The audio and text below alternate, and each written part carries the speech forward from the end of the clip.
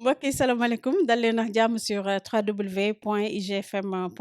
donc tey dañu am mbégte di dalal ki nga xamante ni mooy Bijou Ndiaye donc Khady Ndiaye Bijou nekk na ko xamante ne kenn dootu ko présenté fii ci Sénégal ndax liggéey bu rafet boobu nga xamante ne mi ngi koy def ci monde médiatique bi donc ak xale yi nga xamante ni loolu rek mooy yitteem mu nekk di leen dimbali di dem ci pouponnière yi et tout ça di leen di dimbali nit yi di def ay dons yoo xamante ne xale yooyu noonu nga xam ne amuñu ay wayjur ñoom la koy jagleel donc tey dañ leen koy indil mu waxtaan ak yéen collecte bi nan lay demee lan moo ko dugal ci genre association boobu noonu bu fekkee noonu laa ko mën a waxee donc Bijou dañuy kontaan di la dalal di la wax nga nuyoog internet yi lay seetaan. Salaamaaleykum Mame Fama, salaamaaleykum internautes yi sama xarit yi j'espère que vous allez bien. C'est un plaisir ñëw tey fii ci IGFM sama kër ñu may nar a laaj ci loo xamante ne daf ma ñor bu baax a baax muy xale yi mën na leen ci indil élément de réponse yi nga xam ne soxla ngeen ko yëpp pour ngeen gën a mun a comprendre le pourquoi ma nekk ci nii sonn ci chaque année may collecté ay dons. d'accord fi nga terminé wee foofu la ñuy commencé fan la affaire di commencé social bi. Alors social bi par hasard parce que comme je disais je me disais tout le temps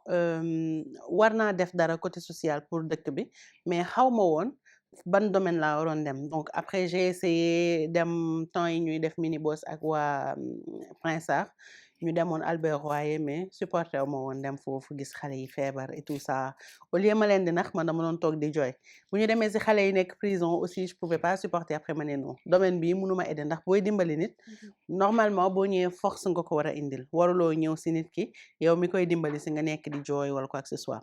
donc du coup ma toog benn jour Mami Maysa sunu collègue bi nekkoon fii commercial nekk Mbour léegi mu woo ma mu ne ma pouponnière Mbour bi en fait dañu nekk dans le besoin yoratuñu ay lekk et tout ça lu bari am na rupture est-ce que doo def collecte ñi nga xam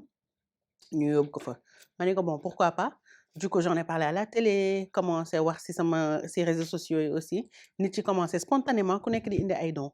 donc buñ dajalee affaire yi mat 300 000 ñu dem jënd lu bari woo leen lan ngeen soxla ñu wax ñu on a acheté plein de trucs ñu dem foofu mais quand je suis allée je suis tombée amoureuse des enfants xale yi benn bébé dama ñëw di def visite bi dafa jàpp sama loxo nangu ma bàyyi elle avait 3 mois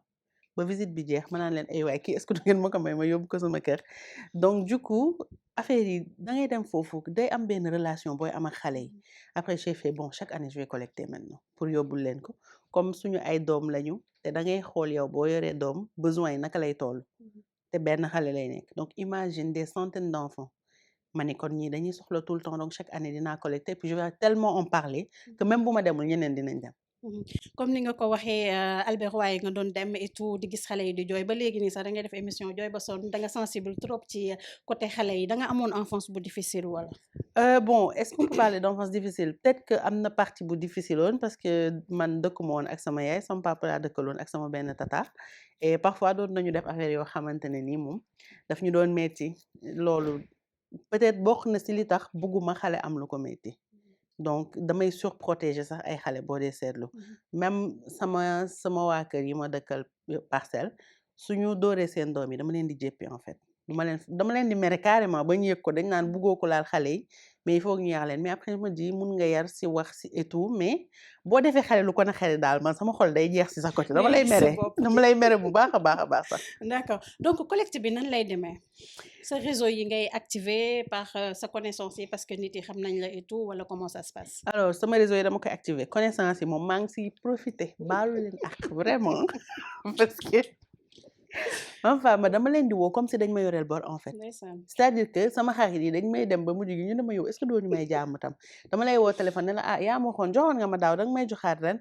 chaque jour ku nekk man la temps ngay joxe mais en plus damay def tout le temps ay vidéo pour par exemple su fekkee am naa 100 000 ma wax yam nañ 100 000 bu ñu si doolee 10 000 francs ma ne ñu ngi 110 000 nit yi xool collecte bi nu muy évoluer et loolu parfois ça incite d'autres personnes à participer soo ko partagé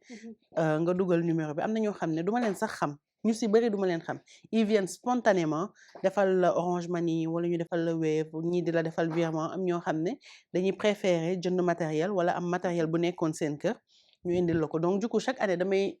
fixer benn objectif su ma ko atteindre ma dem yóbbu léegi nag chaque année dama nekk di yokk benn pouponnière chaque fois moo tax collecte bi di gën a métti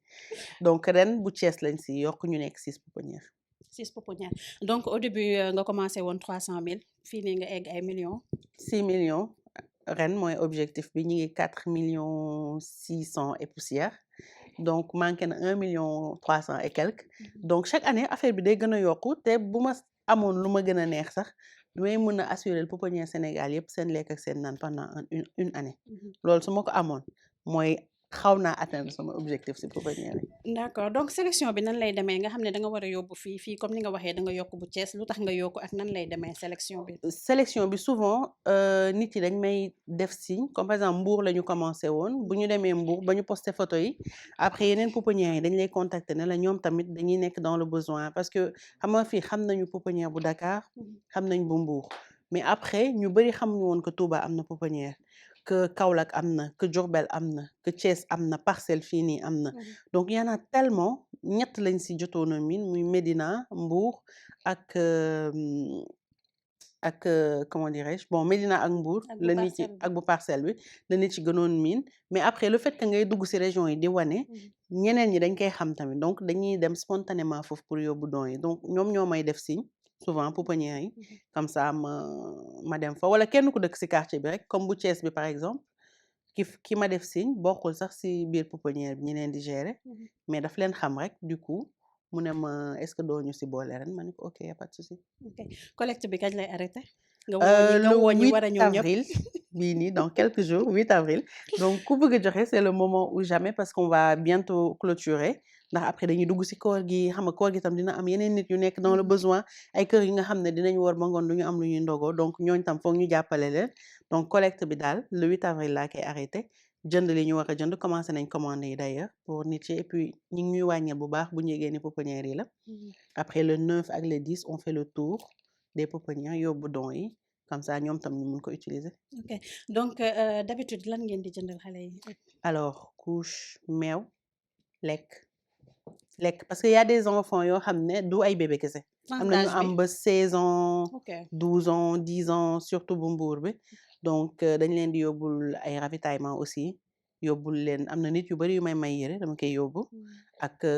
de temps en temps damay jéem a jënd ay jouets pour leur faire plaisir ay sucettes comme sunu doom yi lu ñu bëgg noonu mais denrées de première nécessité yi daal la ñuy gën a yóbbu ay lu ñuy raxasee produits hygiéniques yi ay lessive ay omo fii xam nga yóbbu ay ceeb diwlin parfois di nga gis ay pouponnières yoo xam ne dañuy am ay besoins spécifiques par exemple ren Touba dañuy tabax donc dañ leen di jëndal ciment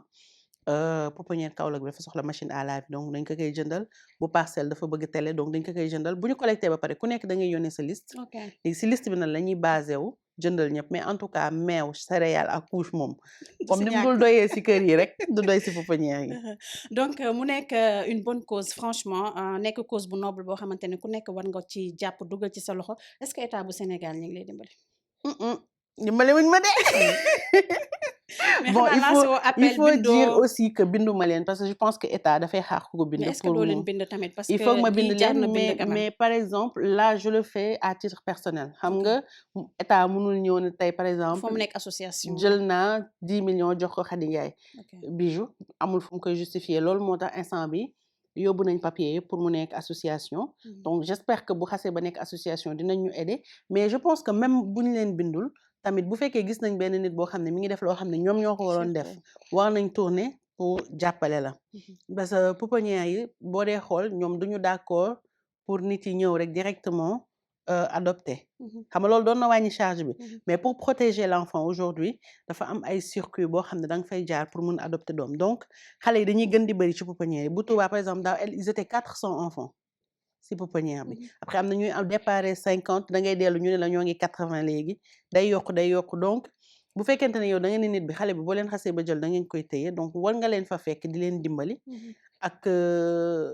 par exemple bu ñuy dem hôpital ñu bañ a fay école moom duñu fay xale pouponnière yi ça c'est déjà ça mais hôpital am na yoo xamante ne dañ koy fay bu ñuy dem en consultation donc charge yi ñu leen mën a teggil yëpp war nañ leen ko mën teggil et puis jéem leen may ay terrain aussi pour ñu tabax ko ndax pouponnière yu bari aujourd'hui bu ci mel ni Diourbel wala Kaolack wala bu Parcelles dañuy fay location te parfois bu fekkee xaalis bi nekku fa c'est bon borom compliqué. kër yi ñoo siy jàpp rek dawal compréhension mais sinon c'est très chaud donc état bi am na lu bëri loo xam ne war na ko mën a def si pouponnières yi man moom buñ ma woowee damay daw pour ñu mun a dimbale xale yi donc je suis ouverte maa ngi leen di déglu te bu fekkente ne woowuñu ma tam papier yi bés bu pare dinaa leen bind pour expliquer leen lan la pouponnières yi di dund ak lan lañ soxla. ok yan problème ngay jànkonteel bu dee am na si problème si collecte yeeg genre. Franchement, j'ai pas de gros problèmes par rapport à collecte bi peut-être parfois lu muy jël temps alors que dama doon bëgg collecter mu gaaw ma yóbbu ko mais sincèrement je peux pas dire aujourd'hui que am naa si ay problèmes ndaxte xaalis bi si compte Orange Money bu pouponnière bi lay nekk si compte Wave bi ak yoo xamante ne bu fekkee ay espèces dama koy dugal sama compte d'épargne sax laa koy dugal comme ça après ma mun ko génneewaat pour dem ñu jënd li ñu soxla yépp donc coono dina si am xam nga jënd beeg ranger beeg séddale beeg yóbbu bi mais man je pense considéré ma ko comme problème parce que soo demee ba nga gis xale yi seen sourire illuminé wu et que tu te dis au moins pour une journée yóbbul naa leen ñu lekk yóbbul naa leen ñu naan nit yi jàpp nañ si bañ mun leen yóbbul ay couche mun jàpp nañ si bañ mun leen yóbbul joie de vivre def ak ñoom ay câlin jege leen passé ak ñoom journée bi loo si am jaar tamit loo si jànkonteel tamit dafay effacé wu automatiquement. d'accord donc tey jii nga def collecte bi jënd li nga war a jënd dem distribuer ko ba ñibbi sa kër ba sangu ba tëdd ban sentiment nga satisfaction quelque part mais parfois damay triste tamit parce que des fois di nga dem si benn pouponnière xam nga comme Mbour ay bénévoles ñoo fay nekk et parfois bénévoles yi suñu amulee passe duñu mën a ñëw te seen oto bi dafa paanoon temps yële donc il leur fallait une voiture léegi da ngay dem parfois nga gis benn salle boo xam ne y a une vingtaine d'enfants, il y a 2 personnes pour les surveiller tu sais que duñ leen mën changer ñoom ñëpp duñ leen mën toppatoo convenablement donc yooyu bu ma ko gisee damay xaw a triste wala booy dem benn xale jàpp la nii du bëgg nga dem dafay am tristesse mais su ma tëddee dinaa kontaan si le fait que sénégalais yi jàpp nañ si donc ma leen di remercier encore une fois parce que les sénégalais sont vraiment solidaires da ngay gis parfois koo xam ne 200 la lay yónnee ñii 100 francs ñii jël 500 000 jox la ku nekk ak nu mu tollool dañ lay jàppale da ngay kontaan le fait que ñëpp dajaloo noonu am benn symbiose ñu dem aider xale yi sentiment de satisfaction lay tëddee.